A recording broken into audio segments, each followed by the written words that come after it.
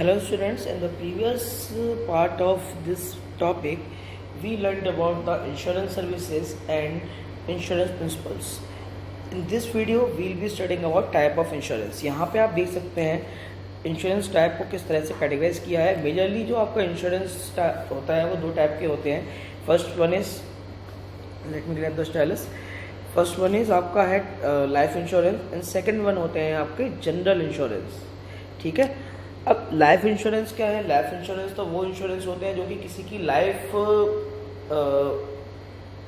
से जुड़े हुए होते हैं, यानी कि जहाँ पे जो इंश्योरेबल इंटरेस्ट है वो आपका लाइफ होता है. इसमें क्या है, जैसे कि किसी पर्सन को ये डर है कि उसके बाद उसकी फैमिली का क्या होगा या उसके जाने से जो इकोनॉमिक लॉस होगा उसको फुलफिल करने के लिए लोग लाइफ इंश्योरेंस पॉलिसी परचेज करते हैं. और लाइफ इंश्योरेंस पॉलिसी भी दो तरह की होती है. एक होती है आपकी होल लाइफ पॉलिसी एंड दूसरी होती है endowment life policy. Whole life policy में क्या है? होल लाइफ पॉलिसी वो लाइफ इंश्योरेंस पॉलिसी होती है जहाँ पे जो अमाउंट है आप अपनी डेथ तक प्रीमियम भरते हैं. ठीक है. और आपको वो अमाउंट कब मिलेगा? वो आपको अमाउंट आपको नहीं मिलेगा, आपके एयर्स को मिलेगा, आपकी वाइफ को मिलेगा आपकी डेथ के बाद. लेकिन एंडोनमेंट लाइफ पॉलिसी में क्या होता है? एंडोनमेंट लाइफ पॉलिसी आपकी नॉर्मल लाइफ इंश्योरेंस पॉलिसी से अलग कैसे है कि यहाँ पे इसका सम आपको एक पर्टिकुलर एज कंप्लीट करने के बाद मिल जाएगा. ठीक है. ये आपकी एंडोनमेंट लाइफ पॉलिसी होती है. अब इसमें आपकी एक होल लाइफ पॉलिसी में एक जॉइंट लाइफ पॉलिसी भी आती है. जॉइंट लाइफ पॉलिसी में जैसे कपल्स हैं, हस्बैंड वाइफ है, हस्बैंड वाइफ ने जॉइंट लाइफ पॉलिसी ले ली, यानी कि अगर कोई भी दोनों में से किसी एक की भी डेथ होती है तो उसका जो पॉलिसी अमाउंट है वो किसी एक को मिल जाएगा. ठीक है. ये आपका हो गया whole life annuity life policy. और एंडोनमेंट पॉलिसी में चिल्ड्रन एंडोनमेंट पॉलिसी भी आती है, जिसमें लोग अपने बच्चों की एजुकेशन या शादी के लिए पॉलिसी लेते हैं कि एक सर्टेन एज के बाद उनको वो पॉलिसी का पैसा जो है वो मिल जाएगा. तो ये कुछ लाइफ इंश्योरेंस पॉलिसीज़ के टाइप थे. और जनरल इंश्योरेंस में आते हैं आपके fire insurance, marine insurance and health insurance, जिसमें आपका हेल्थ इंश्योरेंस आपका मेडिकेशन, एक्सीडेंटल, इस तरह के क्लेम कवर करने का काम करता है, आपके हॉस्पिटल का खर्चा कवर करने का काम करता है. हम यहाँ स्टडी करेंगे बिजनेस के लिए, वो है हमारा fire insurance and marine insurance. Fire insurance में किस किस तरह के होते हैं? स्पेसिफिक पॉलिसी, यानी कि केवल और केवल जो गुड्स की वैल्यू को कवर करे वो पॉलिसी हमारी होती है क्या? Specific policy. ठीक है. यानी कि डैमेज गुड की जो लॉस है उसको कवर करने के लिए जो काम करता है वो आपकी स्पेसिफिक पॉलिसी. डबल इंश्योरेंस, यानी कि आपने एक ही गुड को बचाने के लिए दो इंश्योरेंस ले रखे हैं. ये सपोज कीजिए आपका 10 लाख रुपए का वेयर हाउस है, आपके वेयर हाउस की वैल्यू 10 लाख रुपए है, आपने उसके एक नहीं दो इंश्योरेंस ले रखे हैं, तो वो आपका डबल इंश्योरेंस है. री इंश्योरेंस क्या है? री इंश्योरेंस का मतलब ये है कि सपोज कीजिए कि आपने अपने वेयर हाउस का इंश्योरेंस करवाया हुआ है और जो इंश्योरर है उसने इस इंश्योरेंस का भी एक अलग इंश्योरेंस करवा रखा है, तो उसको उस केस में हम री इंश्योरेंस बोलते हैं.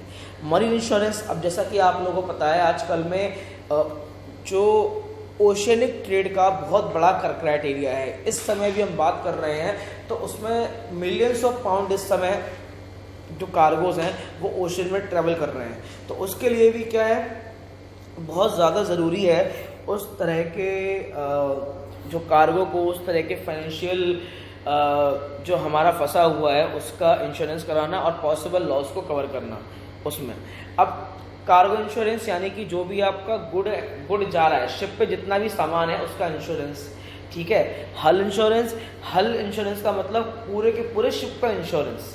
ठीक है. शिप में चाहे फर्नीचर हो, चाहे इंजन हो, उसका कुछ भी हो, हल में मतलब शिप का इंश्योरेंस, कार्गो मतलब सामान का insurance and freight insurance. Freight insurance में क्या होता है? फ्रेट का मतलब होता है भाड़े का insurance. Such insurance provides protection against the loss of freight. ठीक है. तो भाड़े का इंश्योरेंस भी होता है कि इन केस अगर शिपिंग कंपनी को उस तरह का नुकसान होता है तो वहाँ पे फ्रेट इंश्योरेंस जो है वो हेल्प करता है आपकी फर्म की, आपके ऑर्गेनाइजेशन की, आपके अनएक्सपेक्टेड लॉस को कवर करने में. ठीक है. आपके हेल्थ इंश्योरेंस में आपके मेडिकल इंश्योरेंस आते हैं, मेजर आते हैं, बेसिक आते हैं, लेकिन ये आपका एनसीईआरटी में इसका एक्सप्लेनेशन नहीं दिया हुआ है. ठीक है. चलिए, अब इसके बाद यहाँ पे डिफरेंस दिया हुआ है लाइफ इंश्योरेंस पॉलिसी में एंड एंडोनमेंट पॉलिसी में. लाइफ इंश्योरेंस पॉलिसी में एंड एंडोनमेंट पॉलिसी में किस तरह से मैच्योरिटी पीरियड की बात करें तो आपका लाइफ इंश्योरेंस पॉलिसी में जो मैच्योरिटी पीरियड होता है वो डेथ होता है, एंडोनमेंट पॉलिसी में एक particular age, rate of premium life insurance policy का लो होता है और एंडोनमेंट पॉलिसी का हाई होता है। ठीक है, अब पीरियड ऑफ प्रीमियम की बात करें तो यहाँ पे पीरियड ऑफ प्रीमियम है वो पूरा लाइफ स्पॉन है, लेकिन यहाँ पे एक पर्टिकुलर एज है, फिक्स पीरियड यहाँ पे डिसाइड कर देते हैं। नेचर ऑफ पॉलिसी की बात करें तो it is traditional form of policy. जो आपकी लाइफ इंश्योरेंस पॉलिसी है वो ट्रेडिशनल फॉर्म है और एंडोनमेंट आपका मॉडर्न फॉर्म ऑफ पॉलिसी है। पेमेंट जो है, जो लाइफ इंश्योरेंस में पेमेंट आपके एयर्स को मिलेगा, यानी आप जिसको अपना उत्तराधिकारी बना जाएंगे उसका पेमेंट मिलेगा जो नॉमिनी होगा, और एंडोनमेंट पॉलिसी में पेमेंट आपको ही मिलता है। इसके बाद जो one of the most important topic है इस चैप्टर के वो है क्या, difference between life, fire and marine insurance. यहाँ से क्वेश्चन पेपर में ज़रूर बनता है, मैं पेपर बनाऊंगा तो यहाँ से क्वेश्चन ज़रूर दूंगा। इस चैप्टर से क्वेश्चन बने और अगर वो लाइफ, फायर और मरीन इंश्योरेंस के डिफरेंस से क्वेश्चन ना बने, ऐसा हो नहीं सकता। 98% चांसेस हैं कि यहाँ से क्वेश्चन आएगा, तो ये बहुत इंपॉर्टेंट है, इसको ध्यान में रख के पढ़ेंगे पूरे इस टॉपिक को। Let me grab the stylus. चलिए, अब सबसे पहले सब्जेक्ट मैटर के बेस पर डिफरेंशिएट करेंगे। अब सब्जेक्ट मैटर जो आपकी लाइफ इंश्योरेंस में सब्जेक्ट मैटर होती है ह्यूमन लाइफ, फायर इंश्योरेंस में फिजिकल प्रॉपर्टी और एसेट जो आपने लगाया है, और मरीन इंश्योरेंस में कार्गो होगा या शिप होगा, यानी कि जिस चीज़ का इंश्योरेंस हुआ है। सब आपका लाइफ इंश्योरेंस में लाइफ का इंश्योरेंस होता है, फायर इंश्योरेंस में असेट्स का इंश्योरेंस होता है, एंड मरीन इंश्योरेंस में या तो शिप का या कार्गो का इंश्योरेंस होता है। एलिमेंट की बात करें, it has an element of protection as well as investment, यानी कि जो लाइफ इंश्योरेंस है वो इन्वेस्टमेंट और प्रोटेक्शन दोनों का काम करता है, लेकिन फायर इंश्योरेंस केवल और केवल प्रोटेक्शन का काम करता है एंड मरीन इंश्योरेंस भी केवल और केवल प्रोटेक्शन का काम करता है। जैसे लाइफ इंश्योरेंस में आपकी एंडोनमेंट पॉलिसीज होती हैं वो इन्वेस्टमेंट में हेल्पफुल रहती हैं। इंश्योरेबल इंटरेस्ट की बात करें तो यहाँ पे इंश्योरेबल इंटरेस्ट आपका प्रेजेंट होना चाहिए eight the time of taking policy, यानी कि जो आपकी लाइफ यानी जिसके लिए आप ले रहे हैं उसको पर्सन होना चाहिए जिंदा, तभी आप पॉलिसी ले सकते हैं। उसके बाद fire insurance, insurable interest must be present at the time of taking policy as well as at the time of loss.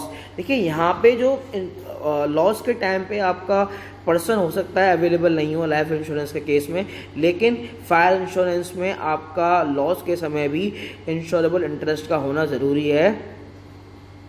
ठीक है, same with fire and same with marine. Duration की बात करें, generally it ranges from 5 to 30 years for और whole life. जो आपका life insurance है वो आपका 5 साल से 30 साल या पूरी ज़िंदगी के लिए हो सकता है। फायर इंश्योरेंस केवल और केवल 1 साल के लिए होता है, और मरीन इंश्योरेंस या तो 1 साल या फिर केवल और केवल एक वॉयज यानी कि एक शिपमेंट के लिए होता है, एक यात्रा के लिए होता है। ठीक है, चलिए, तो ये था आपका 4 पॉइंट। इसके बाद कुछ पॉइंट और है। इंडेमनिटी, ठीक है, इंडेमनिटी मतलब आपका लॉस कवर करने का काम करेंगे, प्रॉफिट नहीं देंगे, कि means insurance company are to cover your loss, compensate your loss, not to make you profit. ठीक है, इंडेमनिटी यहाँ पे अप्लाई नहीं होता लाइफ इंश्योरेंस पॉलिसी में, बिकॉज यहाँ पे गुड्स का लॉस नहीं होता एंड उस लॉस को कैलकुलेट करना बहुत मुश्किल है। लेकिन आपका फायर एंड मरीन में इंडेमनिटी प्रिंसिपल जो है वो अप्लाई होता है। लॉस मेजरमेंट, यहाँ पे लॉस मेजर नहीं हो सकता, लेकिन यहाँ पे लॉस मेजर पॉसिबल है। सरेंडर वैल्यू, यहाँ पे life insurance has a surrender value. Surrender value वाला जो पॉइंट है इसको एक बार देखते हैं। सरेंडर वैल्यू क्या होती है? सरेंडर वैल्यू का मतलब ये है कि सपोज कीजिए आप अपनी लाइफ इंश्योरेंस पॉलिसी को ख़त्म करना चाहते हैं, आप नहीं चाहते पूरी लाइफ रहे वो 10-15 साल प्रीमियम देने के बाद, तो वहाँ पे आप उस पैसे को वापस उठा भी सकते हैं। That is the meaning of surrender value. लेकिन आपकी फायर एंड मरीन इंश्योरेंस में कोई भी सरेंडर वैल्यू नहीं होती है। Policy amount, life insurance policy का अमाउंट कुछ भी हो सकता है, लेकिन फायर एंड मरीन इंश्योरेंस का अमाउंट उसके कॉस्ट से ज़्यादा नहीं हो सकता। रिस्क की बात करें, ठीक है, तो जो आपका डेथ है लाइफ इंश्योरेंस में क्लेम इज मस्ट है, चाहे वो 10 साल बाद हो चाहे 50 साल बाद हो। लेकिन फायर एंड मरीन इंश्योरेंस में जो रिस्क होता है वो बहुत ज़्यादा होता है, claim usually fire and marine insurance के नहीं होते हैं। तो ये था हमारा टाइप ऑफ इंश्योरेंस। अब इसके बाद देख लेते हैं इंश्योरेंस से किस तरह की केस स्टडीज़ पूछी जाती हैं। ध्यान देंगे, केस स्टडी के लिए मैं हमेशा बोलता हूँ कि जब भी आप लोग केस स्टडी सॉल्व करें तो एटलीस्ट हर केस स्टडी को आप 2 से 4 बार ज़रूर पढ़ें, ठीक है। बिकॉज केस स्टडी के लिए हमें हमारे कम्युनिकेशन स्किल पे डिपेंड रहना पड़ता है। कम्युनिकेशन स्किल अच्छी होंगी तभी हम अपनी केस स्टडी को अच्छे से कर पाएंगे, ठीक है। चलिए देखते हैं केस स्टडी क्या कहती है। Mr. Rajiv took an insurance policy against his car and after 3 months he sold it to Mr. Kailash. The car was stolen from outside of Mr. Kailash's house. Mr. Rajiv made a claim to insurance company. His claim was rejected on the ground that Mr. Rajiv was no longer owner of the car.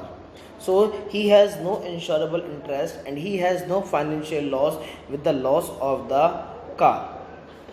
Question A है, इस तरह की case study है और जैसे कि यहाँ पे प्रिंसिपल दिया हुआ है, यूजुअली प्रिंसिपल नहीं दिया जाता, प्रिंसिपल पूछा जाता है, लेकिन यहाँ प्रिंसिपल दिया हुआ है तो यहाँ पे सीधा क्या पूछा है, principle of insurable interest state means eight the time of getting claim person must have insurable interest, यानी उसका फाइनेंशियल लॉस होना जरूरी है। और इस केस में क्या है, राजीव का कार के चोरी होने से कोई भी लॉस नहीं हुआ, इस वजह से क्लेम नहीं हो रिजेक्ट कर दिया गया, ठीक है। Was mister Rajiv right in making claim?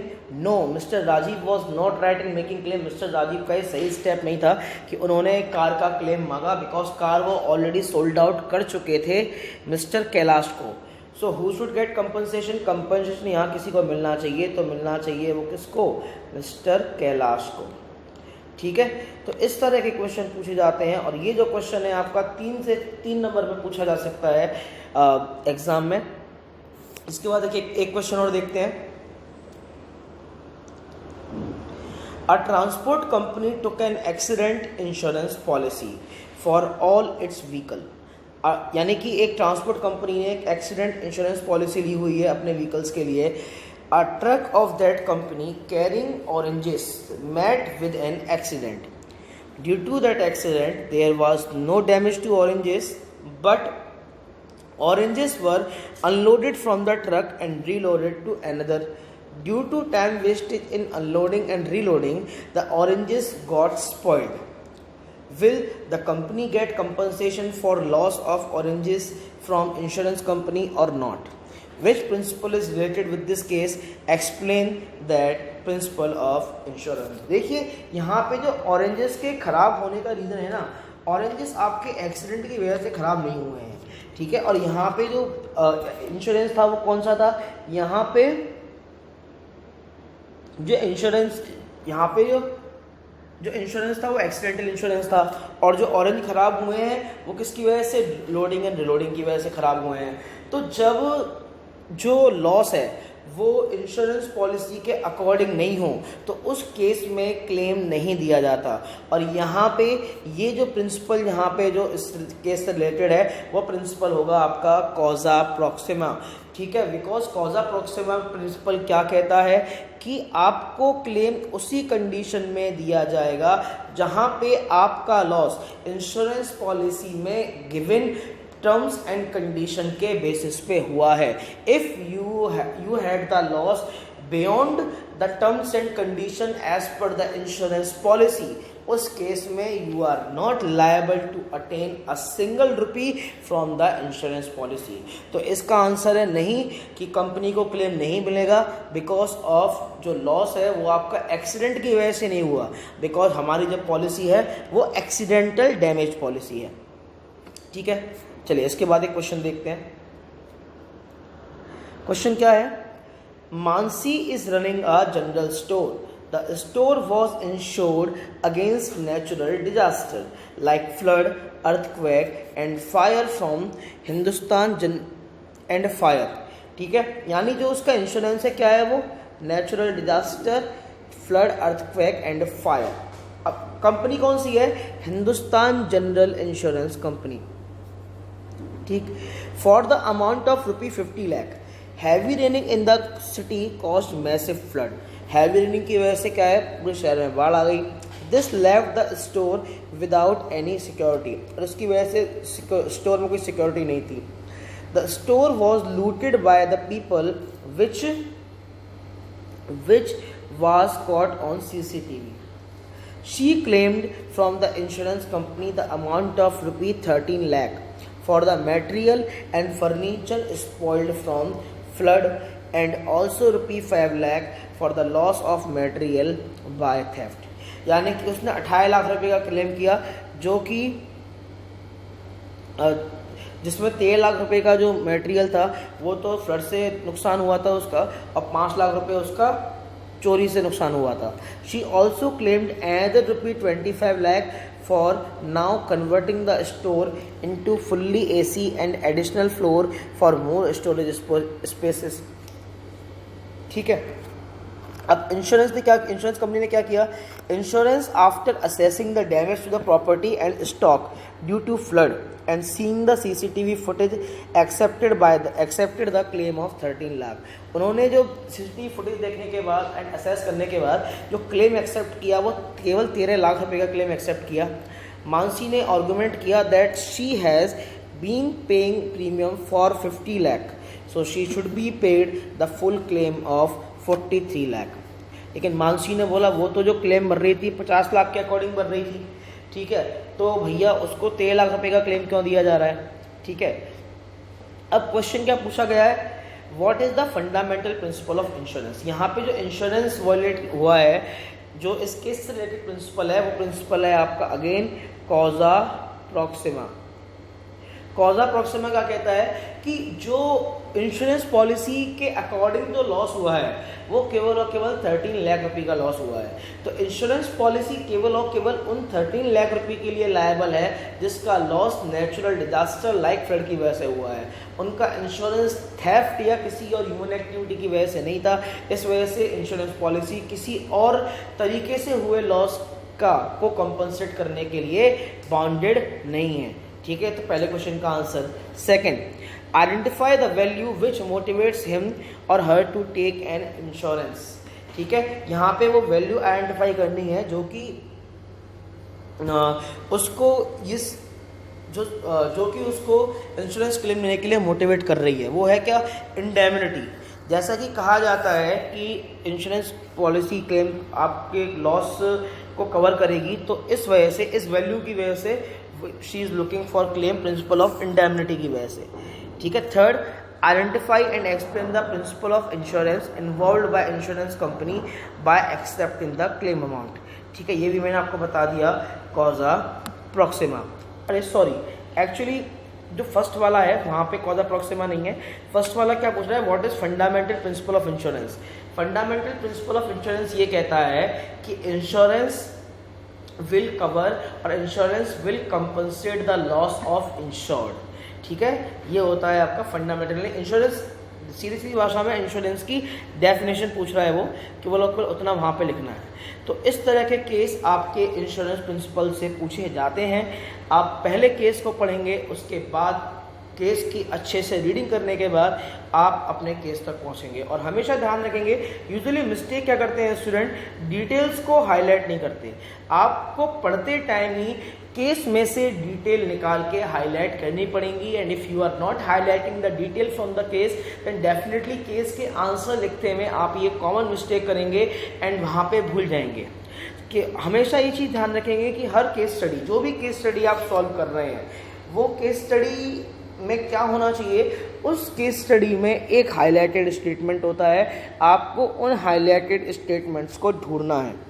ठीक है, जैसे कि यहाँ पे एक चीज़ क्लियरली गिवन थी कि जो लॉस हो रहा था, लॉस का डिफ्रेंसिएशन जो नेचुरल डिजास्टर की वजह से लॉस हुआ वो 13 लाख का था। एंड उसके अलावा जो लॉस हुआ वो एडिशनल लॉस था, वो आपका थेफ्ट की वजह से हुआ।